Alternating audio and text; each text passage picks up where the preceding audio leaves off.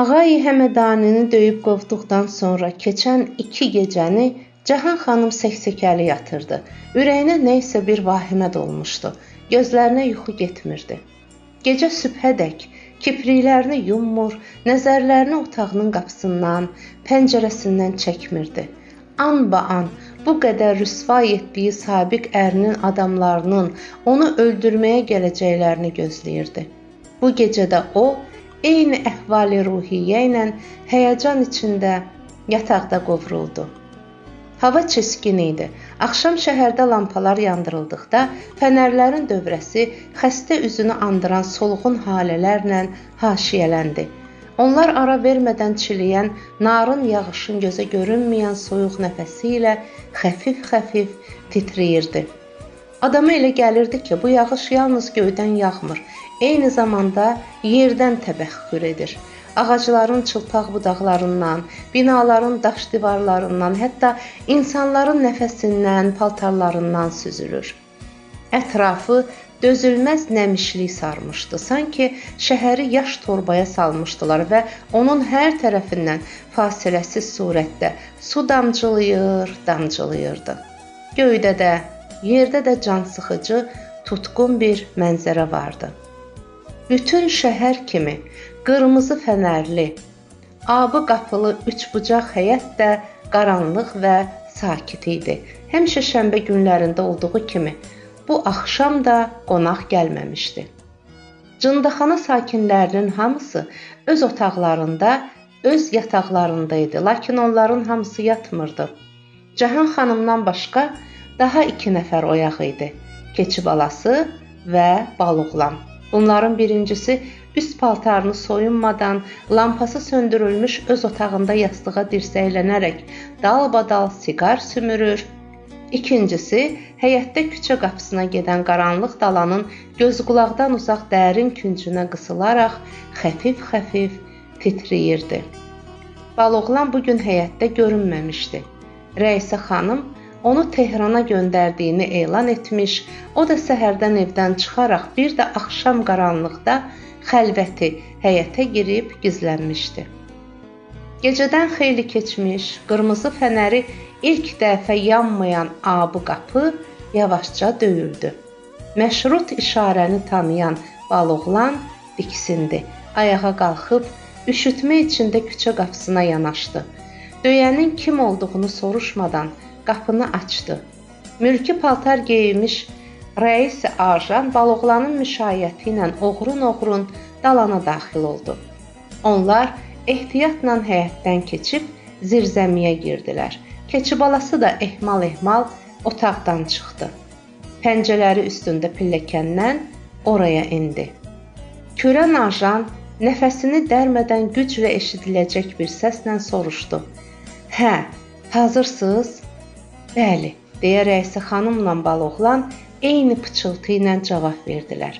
Pəncərəsinin cəftəsini içəridən açıq qoymuşuq.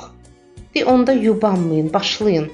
Rəisi ajan nəfəsini dərib üzünü əvvəl keçi balasına, sonra da Balıqlana tutdu. Demək, sən qapıdan pusquda durursan, sən də pəncərədən otağa keçirsən. Girəndə ehtiyatlı ol. Balıqlan, otaqda cəhd tərpən. Qəməni möhkəm tut, bərk vur. Düz ürəyindən. Bir zərbə ilə nəfəsini kəs. Xırıldamağa qoyma. Özünün də səsin çıxmasın, əlin əsməsin. Məsələni uzatma. Fövvrən qurtar. Canı çıxan təki qapını açarsan. Mən yuxarı qalxaram. Biz səninlə sandığı çıxararıq. Rəisə xanım da üst başındakı qızılları qaşdaşı soyundurar. Daha gerisi ilə sizin işiniz yoxdur. Birdən kürən ajan keçi balasının qolundan yapışdı. O biri otaqlara baş çəkibsən? Arxayın ol. Hamısını ölü kimi yatırtmışam. Qonaq-qara yoxdur ki. Yox baba, bugün ömrümdə 1-ci yol xanımlara istirahət vermişəm. Bir aləm ziyana düşmüşəm. Rəisə xanımın sözünü yarımçıq kəsdi. Kiri, əvəzini artıqlığı ilə çıxarsan. İnşallah, deyə Balıqlan yarımçıq köks ötürdü. Rəis ajan pıçıltı ilə olsa da səsindəki əmr ahəngini bildirdi. Yaxşı, kiriyin, daha başlayın, yubanmayın, cəhd tərpənin. Bismillah deyərək keçi balası ilə Baloğlan ehtiyatla zirzəmidən pilləkənə çıxıb pəncələri üstündə eyvana girdilər. Kürən ajan isə öz yerində qaldı. Rəisə xanım Cahan xanımın otağının qapısında durdu. Baloğlan usulluca pəncərəni açdı. Nəfəsini dərmədən bir an gözlədikdən sonra yavaş-yavaş özünü yığışdırdı və təng nəfəs halda ətli gövdəsini qaldırıb pəncərədən içəri keçirərək döşəməyə endi.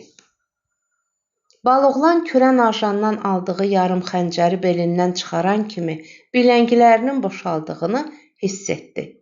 Dizləri də sustaldı. Alnından dabanına dək bütün bədənini soyuq tər bastı.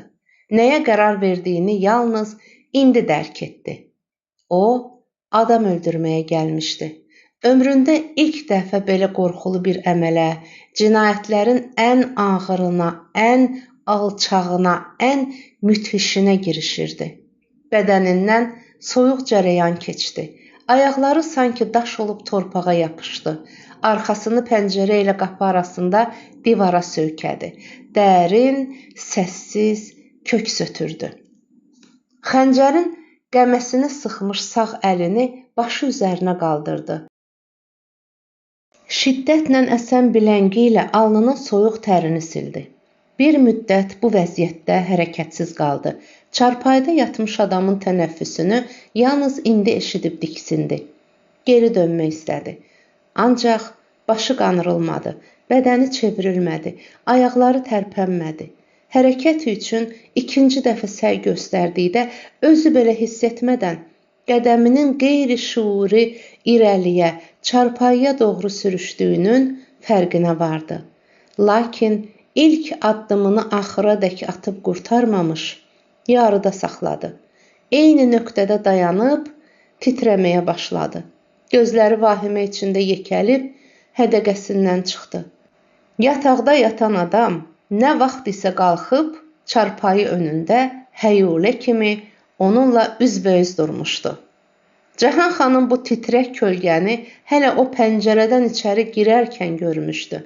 Ancaq kim olduğunu və nə üçün otağına gəldiyini birdən-birə kəstirmədiyindən dinməyib gözləmişdi.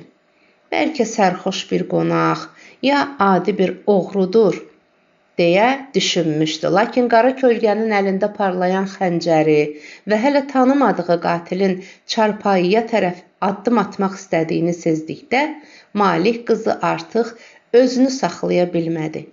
Həyəcanla yataqdan sıçrayaraq qeyri-adi bir səslə çığırdı. Dayan, kimsən? Yaxın gəlmə. Qətiyyən gözləmədiyi, xəyalına gətirmədiyi bu nagahani, qorxunc səs Baloğlanın ciyərini dartıb ağzına gətirdi. Silahı əlindən yerə düşdü. O, özünü toplamağa macal tapmamış, Cahan xanım irəli atılıb, ayağını döşəmədə parıldayan xəncərin üstünə bastı. Sonra Malik qızı sabiq əri tərəfindən göndərildiyini zənn etdiyi qatilin üzünə baxdı və onun Baloğlan olduğunu aşkar etdikdə Cahan xanımın köksündən boğuq bir nida qopdu. Bu, sənsən, Ləvənd. Ərbab xanım sağ əlini toplayıb cındaxana dəllalının üzünə möhkəm bir şapalaq vurdu. Baloğlan səntirlədi. Dəhşətli yuxudan ayılmış kimi tükürbədən bir nalə ilə pəncərəyə atıldı və kəlləsi üstə özünü eyvana buraxdı. Dərhal sümükləri çıxmış quru bir əl onun ağzını qapadı.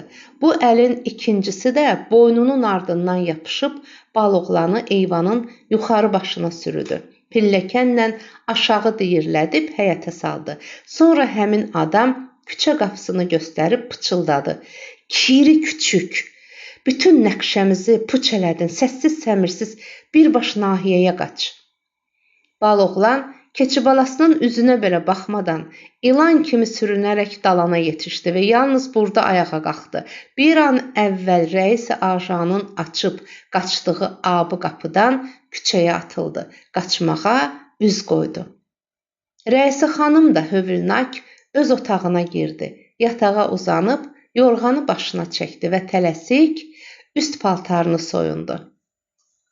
5 dəqiqə sonra Malik qızının çığırtısına yuxudan oyanmış xanımlar həyəcan içində eyvana tökülüşdülər. Cahan xanım gecə köynəyində öz otağının qapısında duraraq ağladığı yoxsa güldüyü aydın olmayan bir səslə deyirdi: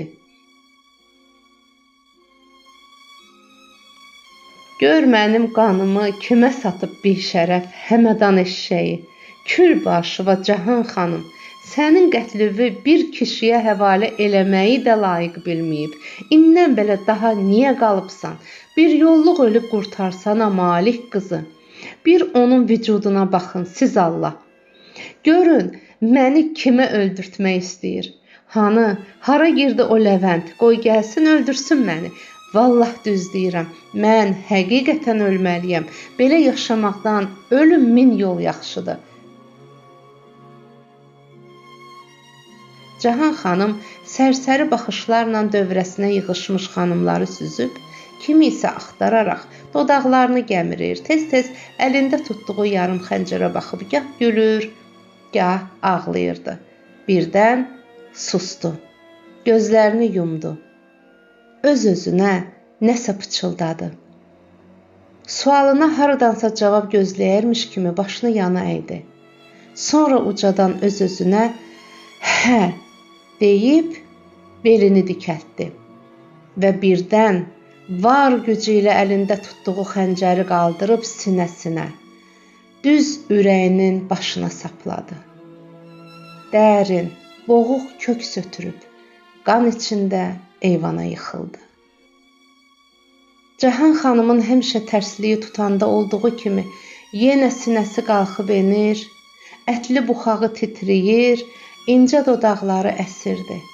Fəqət indi uzun, qara qaşları, sınıq kaman təki sallanmış, daim geniş açılan mavi gözləri isə artıq yumulmuş, qaralmışdı. Onu əhatə edən qadınlar sehirlənmiş kimi yerlərində donub qalmış, heyrət və həyəcan dolu lal baxışlarla ayaqları altında can verən məğrur Malik qızının qanlı köksünə baxırdılar. Baxır və kim bilir nələr görür, nələr düşünürdülər. Bəlkə də onlar bu xoşbəxt meyitdə öz bədbəxt diriliklərini görür, öz taleylərini düşünürdülər. Kənarda durmuş rəisi xanım cənazəyə yaxın gəlməyərək, ürkək baxışlarla həyətə boylanır, metal dişləri ilə göyərmiş, qansız dodaqlarını gəmirirdi. Yalnız Küşvər öz kiçik ülkəri ilə Cahan xanımın nəşi üzərində baş yolur, şivən qoparırdı. Bəlkə də o Malik qızının faciəsindən daha artıq öz fəlakətinə, daha doğrusu öz qızının aqibətinə ağlayırdı. Gecədən çox keçmişdi. Lakin səhər açılmırdı. Nədənsə səhər açılmaq bilmir, səhər açılmaq istəmirdi. Kürən ajan qaranlıqda arxasına baxmadan tövşüyə-tövşüyə qaçır, qurumuş dodaqları arasından qırıq-qırıq söyürdü. Köpəyin qızları bütün nəqşəmi pozdular, cındı uşaqları. Bu söyüşləri kimə yağdırdığını aydın dərk etmədən hey söyürdü. Murdar köpək uşağı. Birdən o gecənin səssizliyində arxasından ayaq səsləri eşitdi. Ürəyi daha şiddətlə döyündü. Qədəmlərini yeyinlətdi. Cəld dərbənddən çıxıb tini buruldu. Geriyə baxmaq istədi, cəsarəti çatmadı. Arxasınca yüyürənin ayaq səsləri getdikcə yaxınlaşırdı. Artıq rəisi ajan özü kimi tövşüyən bir adamın qırıq, soyuq nəfəsini peysərində hiss edir təki oldu. Dizləri titrədi və birdən o, qədəmlərinin sürətini azaltmadan ehtiyatla başını geri çevirməyə məcbur oldu. Hələ üzünü döndərməmiş, zorla tələffüz edilən qırıq bir səs eşitdi. Ayaq saxla, ağay rəis, mənəm, Baloğlan. Sənsən? Kürən ajan addımlarını yavaşıtdı, ancaq tamam dayanmadı. Başı ilə bərabər gövdəsini də sola çevirdi və cında köpək uşağı, yatmış bir zənəni də öldürə bilmədiz, deyə hələ də titrəməkdə olan sağ əli ilə Baloğlanın ülgüc çəkilmiş tüksüz üzünə kök bir şillə vurdu. Sonra həyəcan və təşviş içində tələsik soruşdu. Nə oldu? Niyə çığırdı? Yanağı sillədən gizildəsə də, Baloğlan kürən ajandan geri qalmamağa çalışaraq dili topuq vura-vura cavab verdi. Yatmayıbmış, oyaq imiş, elə bil məni gözləyirmiş.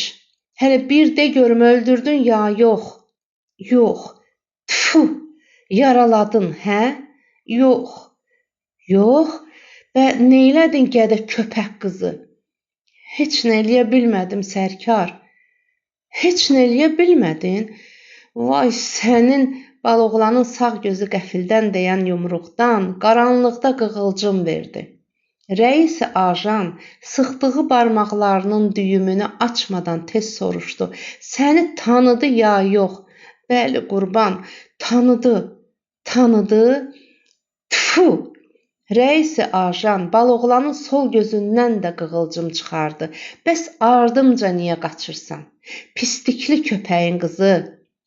İreysə xanım göndərdi, sərkar. Elə səni bu işə çəkən də o köpəyin qızı keçi balası oldu. Belə sizin toxumunuza lənət. Kürən ajan birdən dayandı. Nəfəsini dərdi.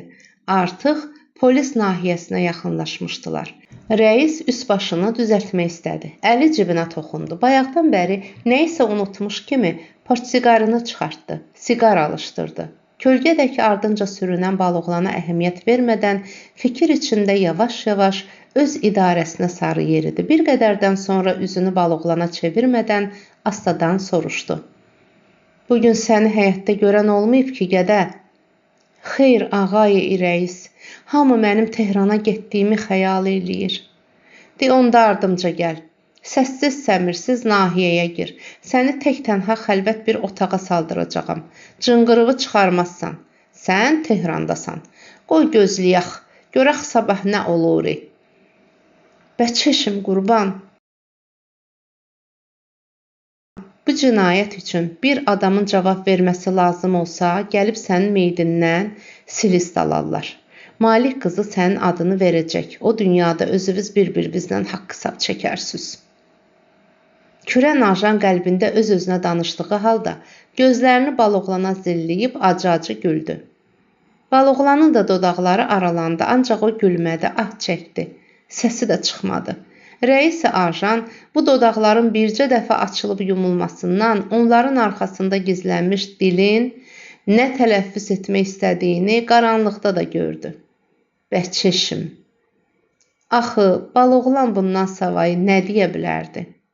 Baloğlanı səssiz səmirsiz tənha bir kameraya saldıqdan sonra rəis ajan öz otağına qalxdı, lakin rahat yata bilmədi. Dalbadal araq içərək, siqara peyvənd edərək, qorxu və fikir içində tək başına otaqda var-gəl elədi. Gözü qapıda, qulağı pəncərədə idi. Xəbər gözləyirdi. Fəqət özü üçbucaq həyətə getməyə, yaxud bir ajan göndərməyə cəsarət etmirdi. Gecənin ayazı zəiflədikcə, kürən ajanın bədənini sarmış üşütmə qüvvətlənir, metal dişləri bir-birinə dəyib şaqqıldayırdı. Fəcrin doluxsundan ala gözü qan çəkmiş kimi qızaranda, Rəisə xanım saxta həyəcanla özünü polis nahiyəsinə saldı. Həyətimizdə adam ölüb, ağay rəis. Rəis ajanın dişlərinin şaqqıltısı gicgahlarında əks-səda verdi. Kim ölüb? Kim öldürüb? Cahan xanım öz-özünü öldürdü. Kürən ajan kürsüyə düşdü. Öz-özünü? Niyə? Nə səbəbə?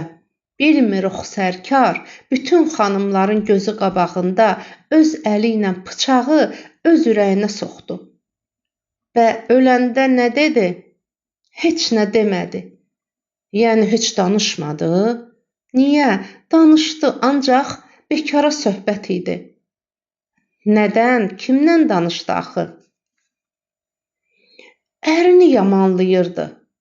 Deyirdi ki, onu öldürməyə adam göndəribmiş. Kimi? Və o adamın adını demədi. Xeyr qurban, at çəkmədi. Yəqin? Bəli, lap yəqin. Dediklərimə qol verirəm, ağay İrəis. Arxayın olun ki, necə deyirəmsə, elə olub. Keçi balasının dodaqlarının ucu xəfifcə qıyıldı. Kürən ajan dərindən köks ötürdü. Alnını basmış soyuq təri sildi.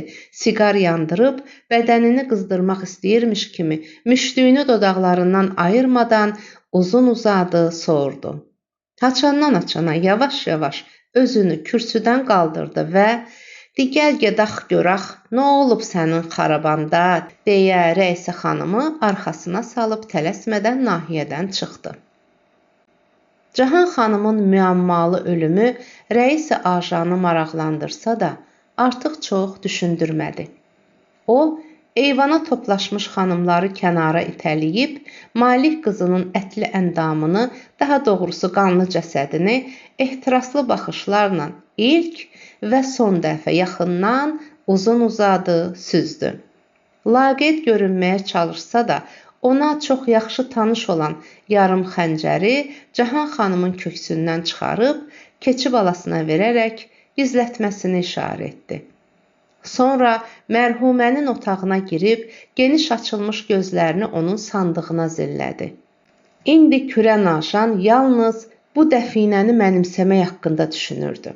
Cahan xanımın otağının qapısını bağlayıb, Rəisə xanımla içəridə qaldı. Lakin onlar öz pıçıltılarını tez kəsməyə məcbur oldular. Eşikdən qapını döyüb xəbər verdilər ki, Ədliyyə İdarəsindən müstəntiq varid olub. Nahiyə polis rəisi kimi müstəntiq də mərhumənin özünü necə həlak etdiyi barədə şahidlərlə müxtəsər söhbət eləyib, kürən ajanla yanaşı Cahan xanımın sandığı önündə durdu.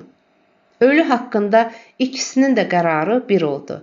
Ruhi xəstə imiş, özü öz canına qəsd eləyib. İstintaq aparmağın lüzumu yoxdur. Bastırılsın və salam. Ölünün mirası haqqında isə ajanla müstəntiqin rəyləri düz gəlmədi. Onların birincisi sandığı Əmniyyə İdarəsinə aparmağa səy göstərir, ikincisi isə Ədliyyə İdarəsinə göndərməkdə israr edirdi. Lakin onların bu mübahisəsi də uzun sürmədi. Həyətə təşrif gətirmiş üçüncü bir dövlət məmuru, fərmandeh naibi, Malik qızının sandığını bu saatca qapıda durmuş avtomobilə qoyub, ağay valinin iqamətgahına ötürmələrini əmr etdi. Bununla da Cahan xanımın ölümü və onun üst başındakı simuzər, qaşdaş da daxil olmaqla bütün mirası haqqındakı mübahisəli söhbətə xitam verilmiş oldu. Mərhumənin pal-paltarı Rəisə xanıma qaldı. Halı xeyli pərişan olmuş Rəis ajan isə bu mirasdan hələlik Malik qızının döşəmədə qalmış neçə adamın ayaqları altında əzilmiş kəbin kağızını və onun sabiq ərinin papağını götürməklə kifayətlənməyə məcbur oldu. Ağay fərmandeh Malik qızının mirasından çox razı qaldı. Köhnə sandıqdan çıxan hər şey cənabı xeyli məmnun etdi. Lakin bank kitabçası arasına qoyulmuş yazılı bir kağız səhifəsi onu ayrı cür güldürdü. Bu kağızda Cahan xanım bankda olan pullarının onda bir hissəsinin ülkərə verilməsini, qalan 90%-nin isə Təbrizdə yurdsuz qızlar üçün pansion tikilməsini vəsiyyət edirdi. Mərhumə xanımın ağay fərmandehi güldürən bu vəsiyyətnaməsi həmin dəsti xətti ilə yenidən köçürüldü və Malik qızının sağlığında buraxdığı iştibah təshih edildi. Bu təzə vəsiyyətnamədə Cahan xanımın bütün sərmayəsinin Ağayev Fərmandeh cənablarının ixtiyarına verildiyi göstərilirdi. Yeni varis özünün diktəsi ilə cansız cəsəd tərəfindən yazılmış bu sözləri oxuduqda, onun gözləri Onuda Şamranda tikiləcək, yeni malikanada qurulan kef məclisləri canlanırdı. Cahan xanımın cənazəsi qəbristana, sandığı isə Ağayev Fərmandeh cənablarının hüzuruna ötürüldükdən və ara sakitləşdikdən sonra Kürən Ajan keçi balasında söyüb yamanlamamış yer qoymadı. Cındı köpək uşağı. Madam ki sandıq o Tehran qurduna qismətə olacaq idi, və niyə Malik qızını öldürdünüz? Malına əlimiz yetişmədi, bari canından feyziyab olardıq. Həmin gün rəis-i ajan bir mövqedə qərar tuta bilmədi. O Cahan xanımın kəbin kağızı ilə Ağayi Həmədaninin şlyapasını öz iş otağında yazı misisinin üstünə qoyub, axşamadək onların ətrafına fırlandı. Hey tiryək çəkir, düşünür, fikirləşir, nə isə götür-qoy edir, öz-özü ilə danışırdı. Otaq tüstü ilə dolduqca, şlyapa Kürən Ajanın qarşısında sandığa dönür, kəbin kağızı yüzlük tümənlərə çevrilib, xəyalında uçurdu. Cahan xanım öldükdən sonra artıq heç bir xilas yolu qalmayan Küşvər, araya düşmüş qarma-qarışıqlıqdan istifadə eləyərək, elə bugün Ülkərlə bərabər qaçmağı, baş götürüb Təbrizdən çıxmağı və harada olursa olsun, dilənçiliklə uşağını böyütməyi qət etdi. Öz qərarını yerinə yetirməkdən ötürü səhərdən bəri münasib məqam axtarırdı. Yalnız axşam Rəisə xanım polis nahiyəsinə getdikdə bu fürsətin əlinə düşdüyünü qət etdi. Ancaq kimsənin onu görməməsi üçün çox ehtiyatla tərpəndi və bu səbəbdən də yubandı. Nəhayət, xanımların başı ilk qonaqlara qarışdıqda Küşvər qızı ilə özünün paltarlarını bir bağlamaya yığıb, çadrasının altında qoltuğuna vurdu. Ülkəri qabağına qatıb, xəlvəti həyətdən keçdi. Küçə qapısını açıb, çölə çıxmaq istəyirdi ki, polis nahiyəsindən qayıdan Rəisə xanım onlarla qarşılaşdı. Hara gedirsən qıza? Küşvər özünü itirdi. Qəzəbindən daha artıq nə üçün bu qədər talihsiz olduğu fikrindən zavallının boğazı qəhərləndi. Nə cavab verəcəyini bilmədi. Keçi balası səsini daha da ucaltdı. Vəhşicəsinə çığırdı. Səninlə deyiləm köpəyin qızı. Yenə hara qaçmaq xəyalındasan? Yoxsa gedib evimə təzə bir bic gətirmək istəyirsən, hə? Geri qayıt, cındı köpəyin qızı. İstəyirsən özün get, ancaq qızı sənə verən deyiləm. Ağırlığınızca pul qoymuşam sizə.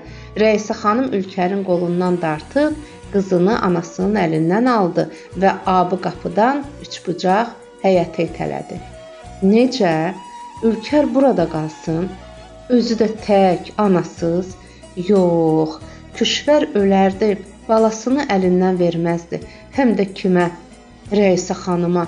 Yox, ana uşağının ardınca həyətə atıldı. Keçi balası içəridən qapını kilidlədi. Bir yolluq bil ki, köpəyin qızı daha əlimdən qaça bilməzsən, nə sən, nə də bicin. Bəli, bunu Küşvər də başa düşürdü. Lakin təəssüf ki, insan dərk etdiyi hər şeyi həmişə icra edə bilmir. Bədbəxt ana ilə bala Rəisə xanımın ağır şapalaqları, bunlardan daha ağır söyüşləri altında yenə geriyə, bir an əvvəl çıxıb həmişəlik tərk etmək istədikləri köhnə bataqlığa yuvarlandılar.